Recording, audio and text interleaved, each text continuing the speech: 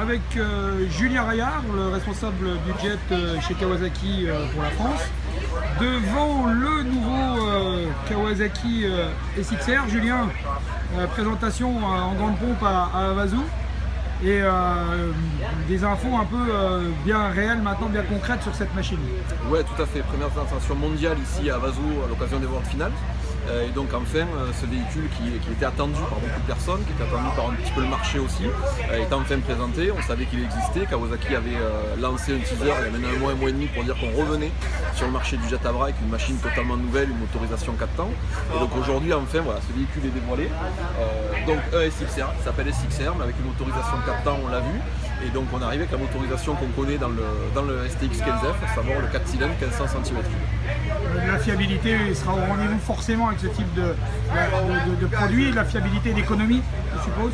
La fiabilité et l'économie effectivement, mais surtout la fiabilité effectivement, parce qu'on part avec une machine qu'on connaît, un moteur qu'on connaît, le 15F qui est reconnu pour sa robustesse. C'est un produit qui est éprouvé, qui travaille aujourd'hui chez les professionnels, les loueurs, tous ces produits-là sur lesquels il n'y a pas de soucis mécaniques. Donc on part pas dans l'inconnu. C'est souvent un nouveau produit qui arrive sur un nouveau marché. Là on part sur de nouveaux standards, de nouvelles évolutions, mais on part pas dans l'inconnu. On part avec un produit qu'on connaît. La seule chose qu'on ne connaît pas, c'est la coque effectivement, mais la motorisation est connue, les périphériques sont connus, donc on part sur des bases effectivement sereines et des bases stables. Des dimensions, on le voit, assez imposantes.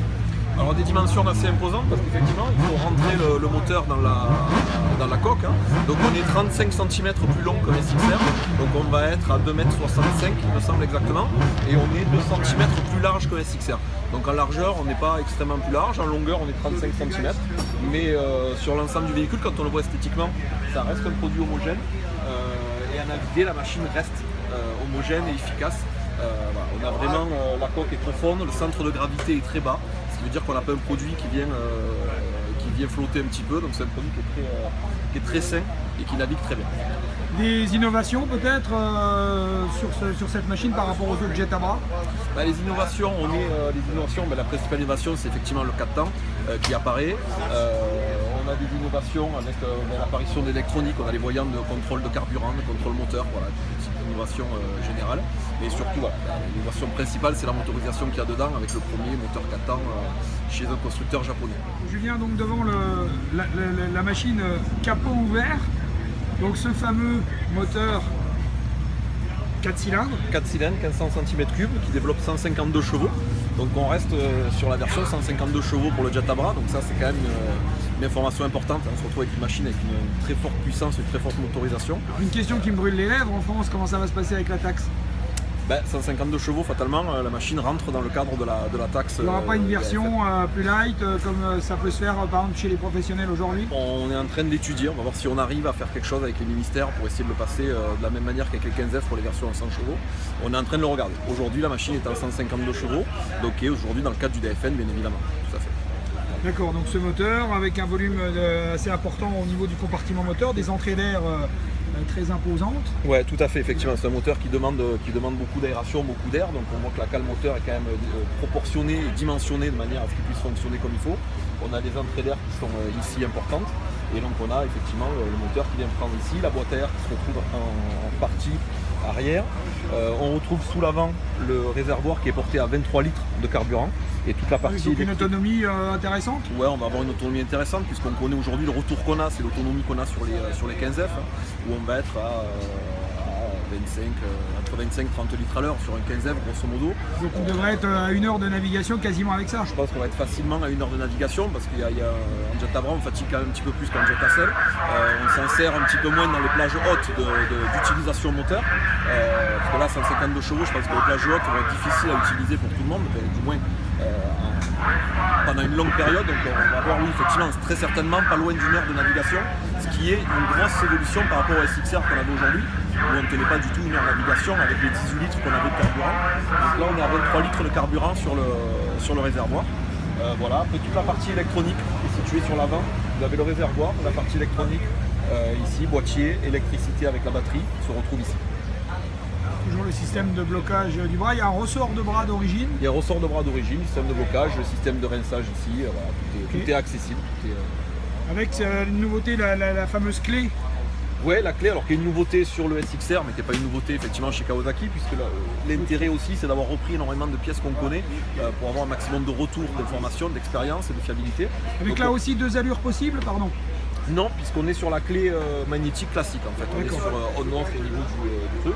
Donc ce qui va nous permettre d'avoir un système déjà anti-vol et puis surtout de sécurisation de votre système électrique qui va permettre de couper carrément l'alimentation électrique du jet, notamment pour ne pas avoir de mauvaises surprises le jour où on va s'en servir et d'avoir une perte de charge et d'ampérage pour pouvoir démarrer. Je constate également l'absence de rail cap sur les baquets. On a évité les problèmes.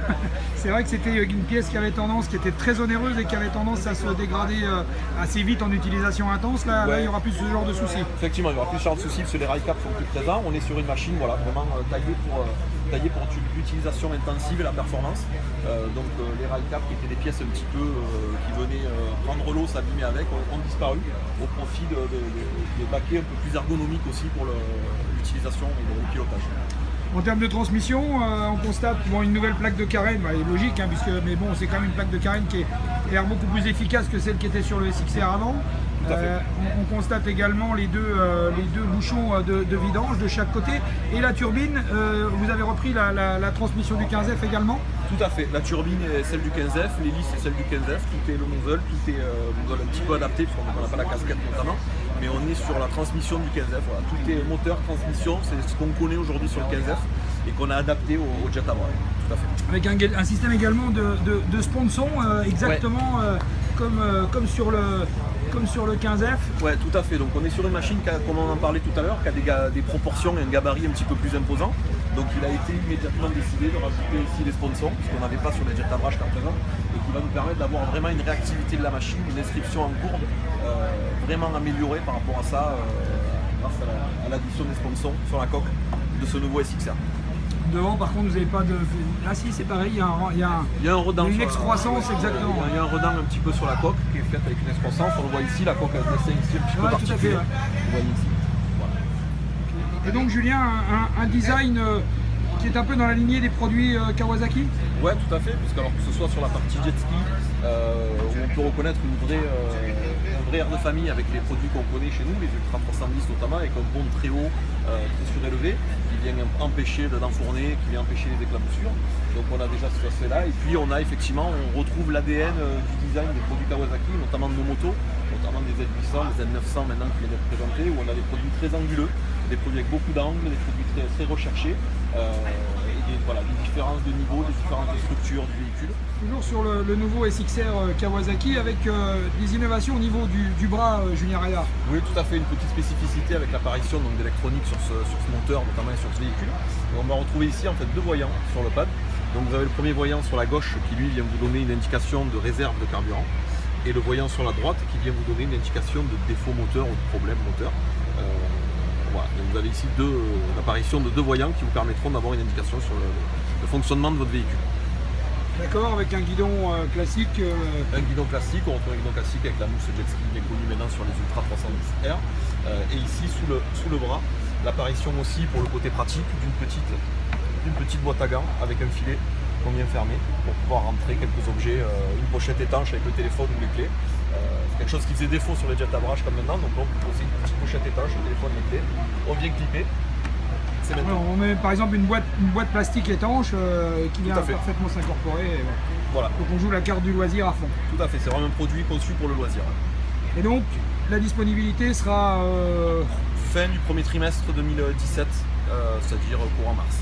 Courant mars, il y en aura pour tout le monde? Il devrait y en avoir pour tout le monde, ouais. Le prix, on a une idée?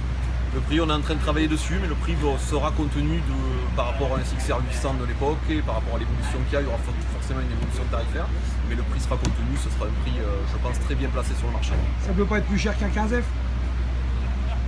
Je sais pas, on verra. Affaire à suivre. On y travaille. Affaire à suivre. Merci Julien.